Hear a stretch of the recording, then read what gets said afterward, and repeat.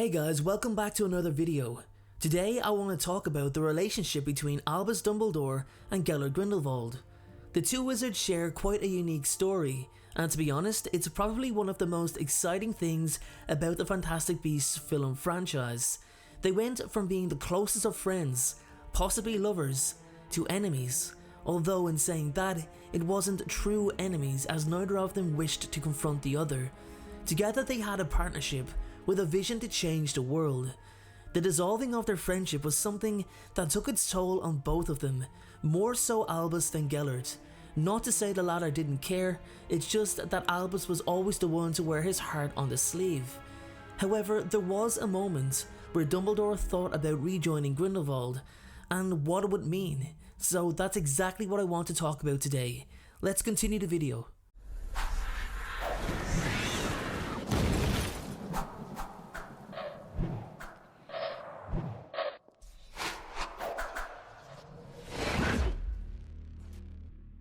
If I'm honest, I think the prequels to the Harry Potter story, or you could just say the prequels to the Wizarding World, are such an awesome idea. Okay, they may not have gotten the Crimes of Grindelwald spot on, as it did have its fair share of critics, but they did create something interesting.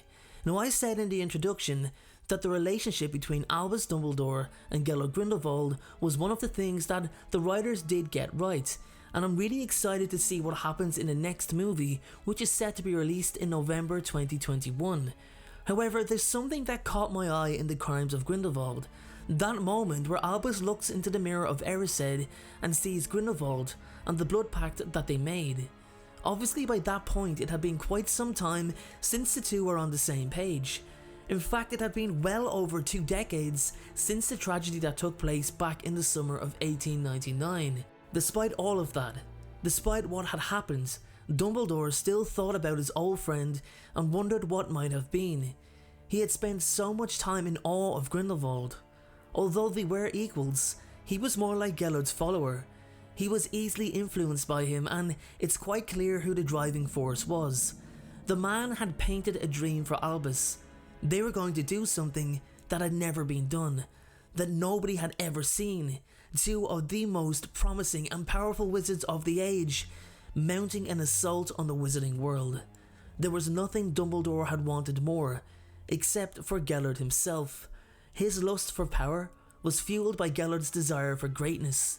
I still struggle to accept that the Dumbledore we all know and love, the man who sacrificed himself in order to assist in Voldemort's defeat, had such a dark past, and was basically on the same path of terror as his former friend.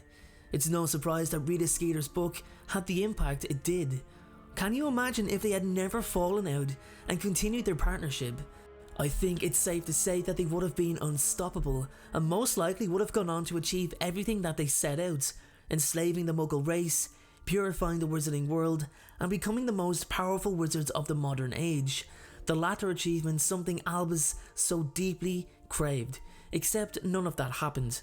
It all fell apart due to the untimely and accidental death of Ariana Dumbledore from the result of a 3-way duel between Albus, Gellert and Aberforth. Her death saved Albus from becoming the man Grindelwald had become, and I think that's why he felt so guilty. It took his younger sister's death to change his own path. Who knows what would have happened if she had survived? Well, the truth is, only Albus knows, and if I'm honest, I think he genuinely wonders about the life he could have had, and that's what that scene represents to me. It's why he still sees Grindelwald after 20 plus years, after the last encounter. So it's not just about the fact that he loved him, but it was everything that came with him. Make no mistake, that movie is 100% canon, and Albus didn't see his sister or his brother or his family all together again. He only seen Gellert. Yes, he did see his family and sister and brother years later, but not at this point in time. He had always wondered for so long if he had made the right decision. He wasn't exactly on the ministry's side either. He was well aware of how corrupt the magical government was on every level.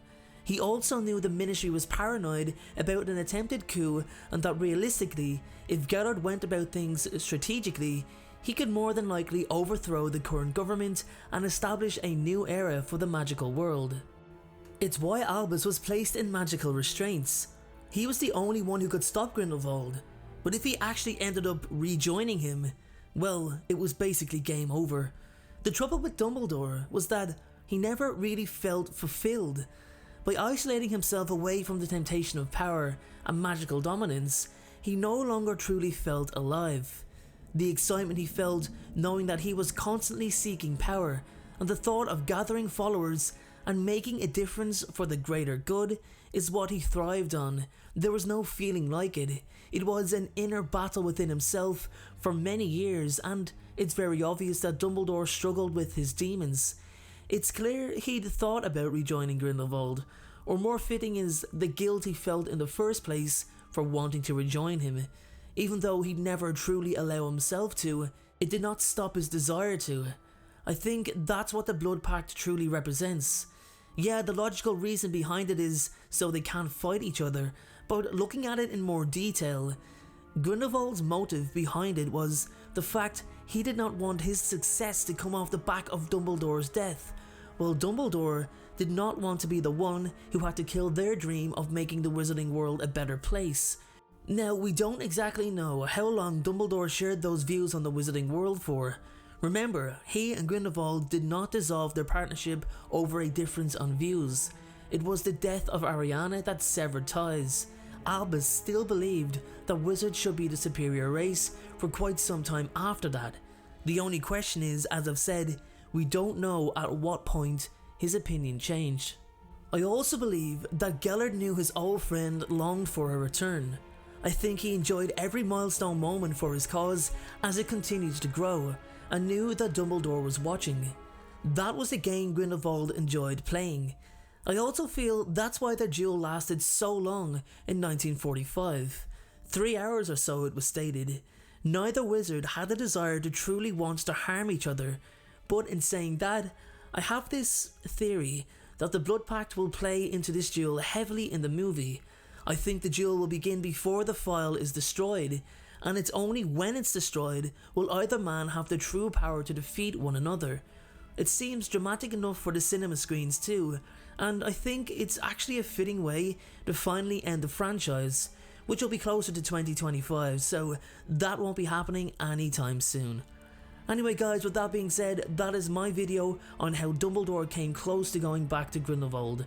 It was something that had plagued him for years, as he watched someone he loved attempt to fulfill the dream he once shared. As usual, if you have anything you'd like to add, if you disagree with me, let me know by commenting down below. The debut trailer for Riddle, an animated story, is there to view in full, all about the early years of Tom Marvolo Riddle, aka Lord Voldemort. Make sure to check it out from the link in the description below. If you want to support the making of episode 1 and 2, you can do so by clicking the Indiegogo link as well. Thanks again guys, thank you for the support, you've all been awesome, and I'll see you all in the next video. Thank you so much for watching, I truly appreciate your support. Everyone, notifications of uploads are more important than ever, so please, if you haven't already, turn those notifications on to make sure you're notified the moment my video goes live.